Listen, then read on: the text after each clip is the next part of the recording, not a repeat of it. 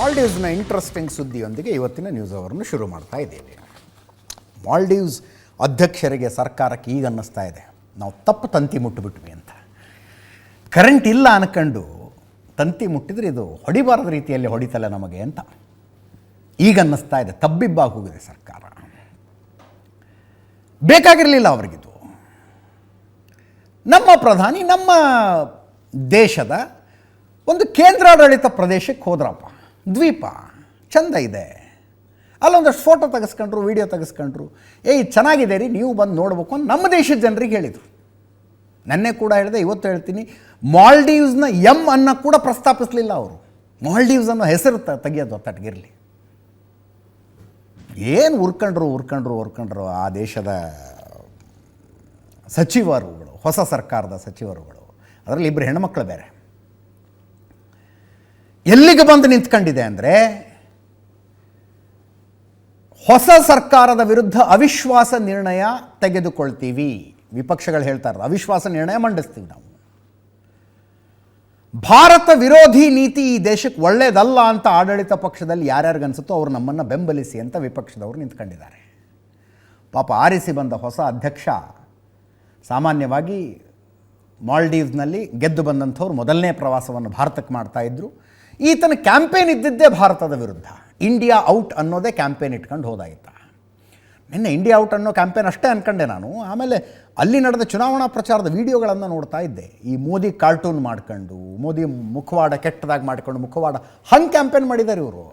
ಮೋದಿ ವಿರುದ್ಧದ ಕ್ಯಾಂಪೇನು ಹಂಗೆ ಮಾಡ್ಕೊಂಡು ಚುನಾವಣೆ ಗೆದ್ಕೊಂಡು ಬಂದು ಮೊದಲನೇ ಪ್ರವಾಸ ಟರ್ಕಿಯಿಂದ ನೇರವಾಗಿ ಚೈನಾದಲ್ಲಿರುವಾಗ ಪಾಪ ನೆಮ್ಮದಿಯಾಗಿ ಮಲ್ಕೊಳ್ಳೋಕ್ಕಾರೋ ಬಿಡ್ಬೇಕಲ್ಲ, ಅದೂ ಆಗ್ತಿಲ್ಲ. ವಾಪಸ್ ಮಾಲ್ಡೀವ್ಗೆ ಬರುವಷ್ಟರಲ್ಲಿ ಎಲ್ಲಿ ಅವಿಶ್ವಾಸ ನಿರ್ಣಯವೇ ಮಂಡನೆಯಾಗ್ಬಿಡುತ್ತೇನೋ ಅನ್ನೋ ಲೆವೆಲ್ಗೆ ಆ ಸರ್ಕಾರವನ್ನು ತಂದಿಟ್ಟಿದೆ. ಲಕ್ಷದ್ವೀಪದಲ್ಲಿ ಪ್ರಧಾನಿ ನರೇಂದ್ರ ಮೋದಿ ಅವರು ಮಾಡಿಸಿಕೊಂಡ ಒಂದು ಫೋಟೋಶೂಟು. ಸರ್ಕಾರನೇ ವಜಾಗೊಳಿಸಬೇಕು ಇದನ್ನು ಅಂತ ನಿಂತ್ಕೊಂಡಿದ್ದಾರೆ ವಿಪಕ್ಷಗಳವರು. ಅವಿಶ್ವಾಸ ನಿರ್ಣಯ ಮಂಡನೆಗೆ ತಯಾರಾಗ್ತಾ ಇದ್ದಾರೆ. ಅಧ್ಯಕ್ಷ ಮೊಹಮ್ಮದ್ ಮೊಯಿಸ್ ಚೈನಾ ಪ್ರವಾಸದಲ್ಲಿ ನೆಮ್ಮದಿ ಇಲ್ಲ, ನಿದ್ದೆ ಇಲ್ಲ, ನೀರಡಿಕೆ ಇಲ್ಲ ಅನ್ನೋ ಹಂಗೆ ಪರಿಸ್ಥಿತಿ. ಮಾಲ್ಡೀವ್ಸ್ನ ವಿಪಕ್ಷ ನಾಯಕರು ಭಾರತವನ್ನು ಹಾಡಿ ಹೊಗಳ್ತಾ ಇದ್ದಾರೆ, ಸರ್ಕಾರವನ್ನು ಟೀಕಿಸ್ತಾ ಇದ್ದಾರೆ. ಅಂದರೆ ಇಡೀ ದೇಶದ ಫಾರಿನ್ ಪಾಲಿಸಿಯಲ್ಲಿ ಒಂದು ಯೂಟರ್ನ್ ತಂದುಬಿಟ್ರಲ್ಲ ನೀವು ಅಂತ. ಕೆಲವು ಹೇಳಿಕೆಗಳನ್ನು ಗಮನಿಸ್ಬೇಕು ನೀವು.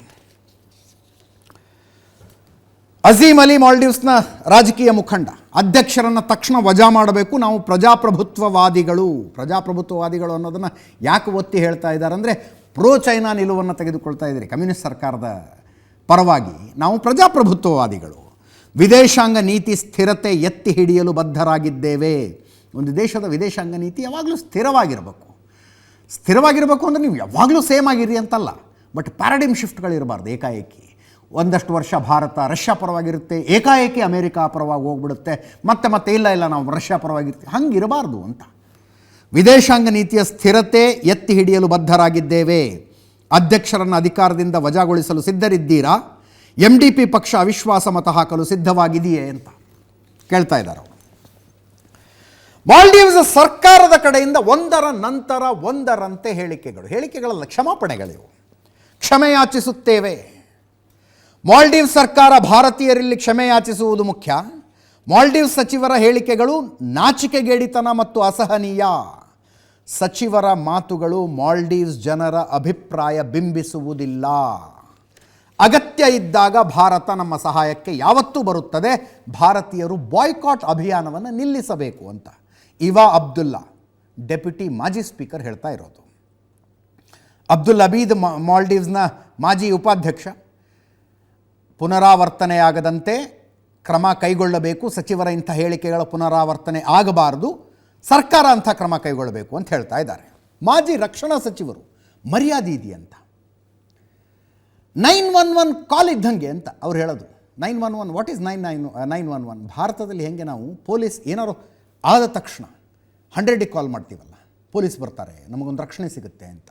ಹಂಗೆ ಅಮೇರಿಕಾದಲ್ಲಿ 911. ಭಾರತ ಮಾಲ್ಡೀವ್ಸ್ ಪಾಲಿಗೆ ಯಾವಾಗಲೂ 911 ಕಾಲ್ ಇದ್ದಂಗೆ. ಭಾರತ ನಮ್ಮ 911 ಫೋನ್ ಕರೆ ಇದ್ದಂತೆ. ಯಾವಾಗ ಬೇಕೋ ಆವಾಗ ಕರೆ ಮಾಡಬಹುದು, ಆಗ ತಕ್ಷಣವೇ ಭಾರತ ನಮ್ಮನ್ನು ರಕ್ಷಿಸುತ್ತೆ. ಮಾಲ್ಡೀವ್ಸ್ಗೆ ಭಾರತ ಆ ರೀತಿಯ ಸ್ನೇಹಿತ ಅಂತ ಮರಿಯಾ ದೀದಿ ಹೇಳ್ತಾ ಇದ್ದಾರೆ, ಮಾಜಿ ರಕ್ಷಣಾ ಸಚಿವರು. ಇದರ ಮಧ್ಯದಲ್ಲಿ ಮಾಲ್ಡೀವ್ಸ್ ಸರ್ಕಾರದ ಕಡೆಯಿಂದ ಬೇಡಿಕೆ, ಭಾರತ ಪ್ರವಾಸಕ್ಕೆ ಬರ್ತಾರೆ ನಮ್ಮ ಅಧ್ಯಕ್ಷರು ಅಂತ.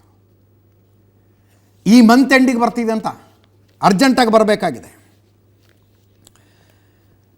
ಚೀನಾ ಪ್ರವಾಸದ ನಂತರ ಭಾರತ ಪ್ರವಾಸಕ್ಕೆ ಬರೋದಕ್ಕೆ ನಮ್ಮ ಅಧ್ಯಕ್ಷರು ಉತ್ಸುಕರಾಗಿದ್ದಾರೆ, ದಯವಿಟ್ಟು ಅನುಮತಿ ಕೊಡಬೇಕು ಅಂತ ಭಾರತ ಈ ಪ್ರಪೋಸಲ್ಗೆ ರಿಯಾಕ್ಟ್ ಮಾಡಿಲ್ಲ. ಅಕಸ್ಮಾತ್ ರಿಯಾಕ್ಟ್ ಮಾಡಿ ಆಯಿತು ಬನ್ನಿ ಅಂದರೆ ಮಾಲ್ಡೀವ್ಸ್ ಅಧ್ಯಕ್ಷರು ಮರ್ಯಾದೆ ಕಳ್ಕೊಂಡು ಹೋಗ್ಬೇಕಾಗತ್ತೆ. ಇಲ್ಲಿ ಅಂತ ಕೆನಡಾನೇ ಬಿಟ್ಟಿಲ್ಲರಿ ಭಾರತ. ಈಗ ಬದಲಾಗಿದೆ ದೇಶ.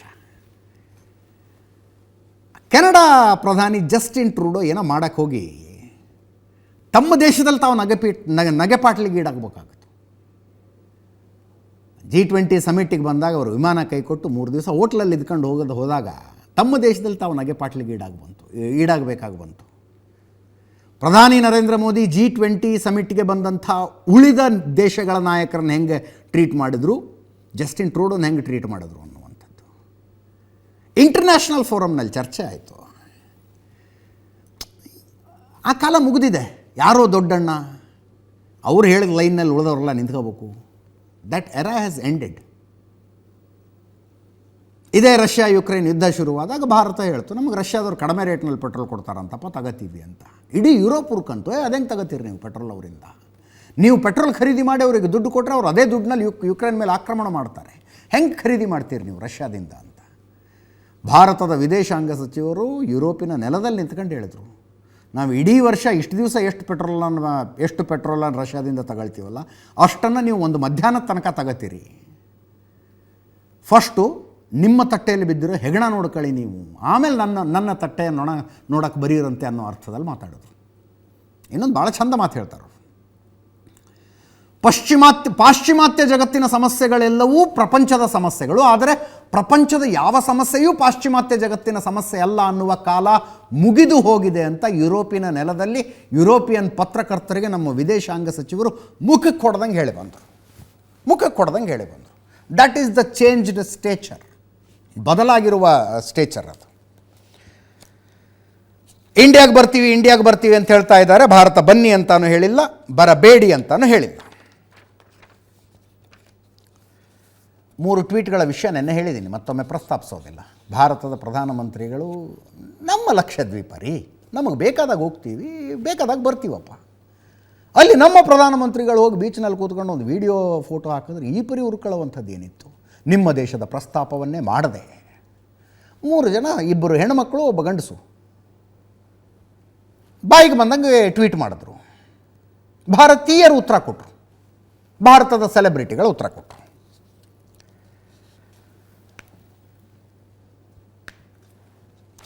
ಈ ಮಧ್ಯದಲ್ಲಿ ಅಧ್ಯಕ್ಷ ಮೈಸ್ ಚೀನಾ ಟೂರಲ್ಲಿದ್ದಾರೆ.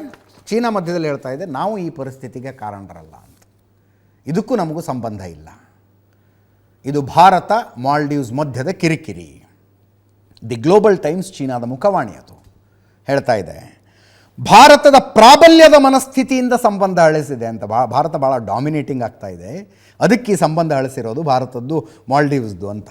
ಈ ಪರಿಸ್ಥಿತಿಗೆ ಭಾರತ ಚೀನಾವನ್ನು ಕಾರಣ ಮಾಡಬಾರ್ದು.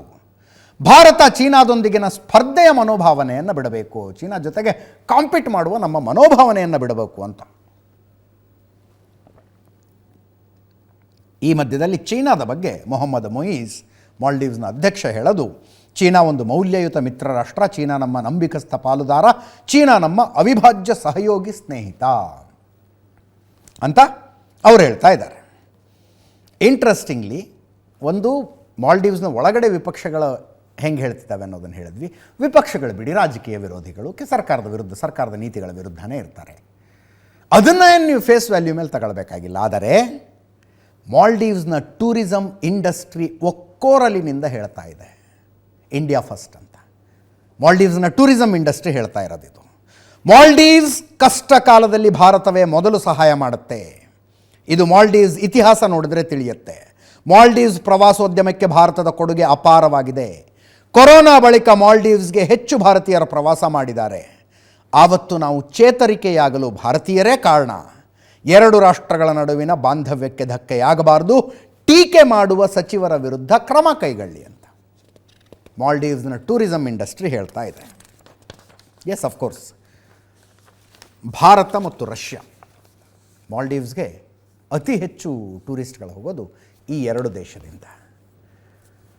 ಭಾರತೀಯರು ಒಬ್ಬರು ನಾವು ಮಾಲ್ಡೀವ್ಸ್ಗೆ ಈ ವರ್ಷ ಹೋಗೋದಿಲ್ಲ ಅಂತ ನಿರ್ಧಾರ ಮಾಡಿದರೆ ಮಾಲ್ಡೀವ್ಸ್ನ tourism industry will be reduced by 11%, 11% ಕಡಿಮೆ ಆಗುತ್ತೆ. ನೋಡಿ, ಹೆಚ್ಚು ಕಡಿಮೆ ಭಾರತ ಮತ್ತು ರಷ್ಯಾದಿಂದ ಹೋದಂಥ ಪ್ರವಾಸಿಗರ ಸಂಖ್ಯೆ ಸೇಮ್ ಇದೆ. ಇದು ಲಾಸ್ಟ್ ಇಯರ್ ಸ್ಟ್ಯಾಟಿಸ್ಟಿಕ್ಸ್ ಇದು. ನೆಕ್ಸ್ಟ್ ಬರೋದು ಚೈನಾ, ಅದಾದಮೇಲೆ ಇಂಗ್ಲೆಂಡು, ಸ್ವಿಟ್ಜರ್ಲ್ಯಾಂಡ್ನವರು ಒಂದು 2% ಹೋಗ್ತಾರೆ ಅನ್ನೋ ಹಂತಕ್ಕೆ ಕಡಿಮೆ ಆಗ್ತಾ ಬರುತ್ತೆ. ಹೈಯೆಸ್ಟ್ ಭಾರತೀಯರು ಹೋಗ್ತಾರೆ.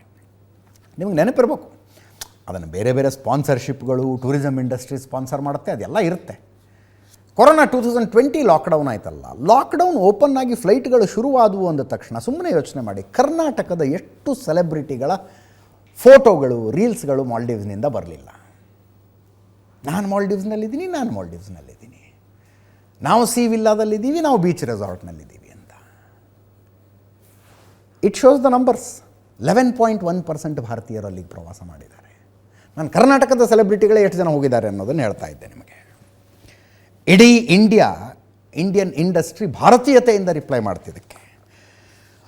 ಮಾಲ್ಡೀವ್ಸ್ನ ಎಲ್ಲ ಬುಕ್ಕಿಂಗ್ಗಳನ್ನು ನಾವು ಕ್ಯಾನ್ಸಲ್ ಮಾಡ್ತೀವಿ ಅಂತ ಈಸ್ ಮೈ ಟ್ರಿಪ್ನ ಸಹ ಸಂಸ್ಥಾಪಕ ಪ್ರಶಾಂತ್ ಪಿಟ್ಟಿ ಹೇಳಿದ್ರು. ಈಸ್ ಮೈ ಟ್ರಿಪ್ ಅನ್ನೋದು ಭಾರತದಲ್ಲಿ 2ನೇ ಅತಿ ದೊಡ್ಡ ಟ್ರಾವೆಲ್ ಏಜೆನ್ಸಿ ಅದು. ಈಸ್ ಮೈ ಟ್ರಿಪ್, ಮಾಲ್ಡೀವ್ಸ್ನ ಎಲ್ಲ ಬುಕ್ಕಿಂಗ್ಗಳನ್ನು ನಾವು ಕ್ಯಾನ್ಸಲ್ ಮಾಡ್ತೀವಿ ಅಂತ. ಮೇಕ್ ಮೈ ಟ್ರಿಪ್ನವರು ಅಧಿಕೃತವಾಗಿ ಹೇಳಿಕೆ ಕೊಟ್ಟಿದ್ದಾರೆ. ಈ ಇಡೀ ಘಟನೆಯ ನಂತರ, ಪ್ರಧಾನಮಂತ್ರಿಗಳಲ್ಲೋ ಫೋಟೋ ಹಾಕೊಂಡ ನಂತರ, ಲಕ್ಷದ್ವೀಪಕ್ಕಾಗಿ ಸರ್ಚ್ ಮಾಡ್ತಾ ಇರುವವರ ಸಂಖ್ಯೆ 3400% ಜಾಸ್ತಿ ಆಗಿದೆ ಅಂತ. 3400% ಜಾಸ್ತಿ ಆಗಿದೆ.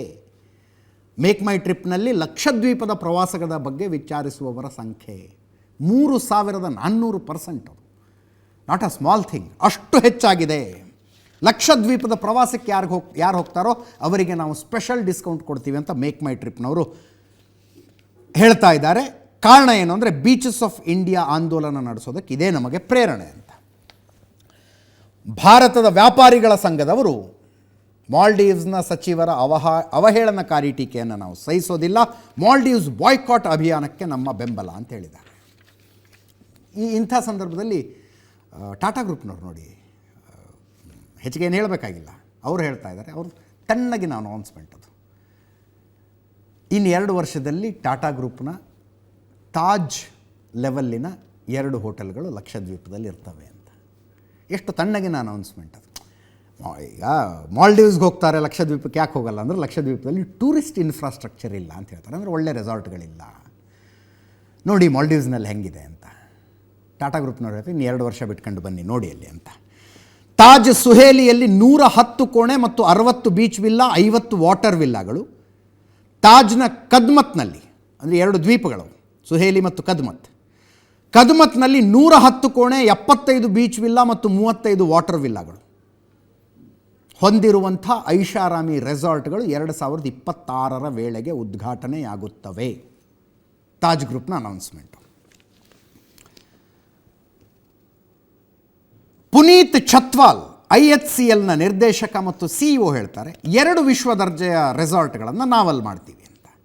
ಕಳೆದ ವರ್ಷವೇ 2 ವಿಶ್ವ ದರ್ಜೆ ಹೋಟೆಲ್ಗೆ ಸಹಿ ಹಾಕಿದ್ದೀವಿ. ಶೀಘ್ರವೇ ರಾಷ್ಟ್ರೀಯ ಅಂತಾರಾಷ್ಟ್ರೀಯ ಪ್ರವಾಸಿಗರನ್ನು ಸೆಳೆಯುವಂಥ ಹೋಟೆಲ್ಗಳನ್ನು ನಾವು ಲಕ್ಷದ್ವೀಪದಲ್ಲಿ ಶುರು ಮಾಡ್ತೀವಿ ಅಂತ. ತೇರಿತೋ ನಸೀಬ್ ಚಮಕದಾರ್ ಹೋಗೈ ಲಕ್ಷದ್ವೀಪ ಅನ್ಬೇಕು ನಾವು. ಲಕ್ಷದ್ವೀಪದ ನಸೀಬ್ ಹೆಂಗೆ ಯಾವ್ಯಾವ ಕಾರಣಕ್ಕಾಗಿ ಚಮಕದಾರ ಆಗುತ್ತೆ ನೋಡಿ. ಲಕ್ಷದ್ವೀಪದ ಈ ಪಟೇಲ್ ಅಂತಿದ್ದಾರೆ, ಅಡ್ಮಿನಿಸ್ಟ್ರೇಟಿವ್ ಹೆಡ್ ಅವರು ಲಕ್ಷದ್ವೀಪಕ್ಕೆ, ಪ್ರಫುಲ್ ಪಟೇಲ್ ಅಂತ. ಅವರು ಒಂದು ನ್ಯಾಷನಲ್ ಚಾನಲ್ಗೆ, ರಾಹುಲ್ ಕಮಾಲ್ಗೆ ಒಂದು ಇಂಟರ್ವ್ಯೂ ಕೊಡ್ತಾಯಿದ್ರು. ಅವ್ರು ಹೇಳ್ತಾಯಿದ್ರು, ಇನ್ನು 6 ತಿಂಗಳಲ್ಲಿ 5,000 ರೂಮ್ಗಳನ್ನು ನಾವು ಕಟ್ತೀವಿ ಅಂತ. 6 ತಿಂಗಳಲ್ಲಿ 5, ಅಂದರೆ ಪ್ರವಾಸಿಗರು ಬಂದರೆ ಅವರವರ ಬಜೆಟ್ಟಿಗೆ ತಕ್ಕಂಗೆ, ಅವರವರ ಅನುಕೂಲಕ್ಕೆ ತಕ್ಕಂಗೆ ಅಕಾಮಡೇಷನ್ ವ್ಯವಸ್ಥೆ ಲಕ್ಷದ್ವೀಪದಲ್ಲಿ ಇರುತ್ತೆ ಇನ್ನು 6 ತಿಂಗಳಲ್ಲಿ. ನ್ಯಾಷನಲ್ ಚಾನಲ್ ಆ್ಯಂಕರ್ ಕೇಳ್ತಾ ಇದ್ದಾರೆ, ಅದು ಸಾಧ್ಯನಾ, ಹೆಂಗೆ ಕಟ್ತೀರಿ 6 ತಿಂಗಳಲ್ಲಿ 5,000 ಅಂತ. 6 ತಿಂಗಳು ಬಿಟ್ಕೊಂಬಂದು ನೋಡಿ ಅಂತಾರೆ ಅವರು. ಬಿಟ್ಕೊಂಬಂದು ನೋಡಿ 6 ತಿಂಗಳನ್ನು ಅಂತ. ಏನೇನೋ ಆಗಿ ಒಟ್ಟಿನಲ್ಲಿ ಲಕ್ಷದ್ವೀಪದ ನಸೀಬ್ ಖುಲಾಯಿಸ್ತಿರೋ ಹಂಗೆ ಕಾಣಿಸ್ತಾ ಇದೆ. ಈಗ ಲಕ್ಷದ್ವೀಪದಲ್ಲಿ ಒಂದು ಏರ್ಪೋರ್ಟ್ ಇತ್ತು, ಇನ್ನೊಂದು ಏರ್ಪೋರ್ಟ್ ಕಟ್ಟುವುದಕ್ಕೆ ಪ್ರಪೋಸಲ್ ಇತ್ತಲ್ಲಿ. ಇನ್ನೊಂದು ಏರ್ಪೋರ್ಟ್ ಮಾಡಬೇಕು. ಒಂದು ನಾಗರಿಕ ವಿಮಾನಯಾನದ ದೃಷ್ಟಿಯಿಂದಲೂ ಸಹಾಯ ಆಗುತ್ತೆ, ಮಿಲಿಟ್ರಿ ಡಿಫೆನ್ಸ್ ದೃಷ್ಟಿಯಿಂದನೂ ಸಹಾಯಕ ಆಗುತ್ತೆ. ಇನ್ನೊಂದು ವಿಮಾನ ನಿಲ್ದಾಣ ಅಲ್ಲಿಗೆ ಮಾಡಬೇಕು ಅಂತ. ಈಗಾಗಲೇ ಅಗಟ್ಟಿ ಏರ್ಪೋರ್ಟ್ ಇದೆ, ಒಂದೇ ಏರ್ಪೋರ್ಟ್ ಇರೋದಲ್ಲಿ.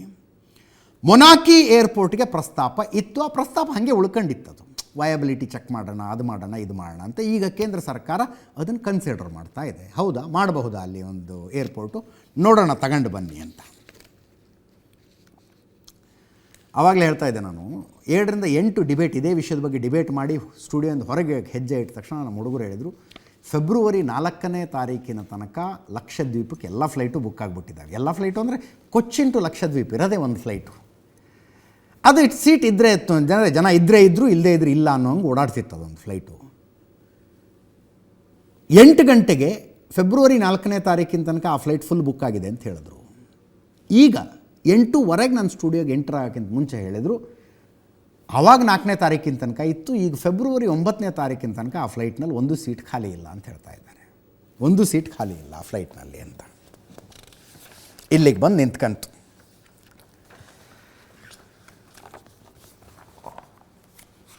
ನಾಲ್ಕು ಫೋಟೋ, ಒಂದು ವಿಡಿಯೋ, ಏನೇನು ಮಾಡ್ಬೋದು ನೋಡಿ, ಏನೇನು ಮಾಡ್ಬೋದು.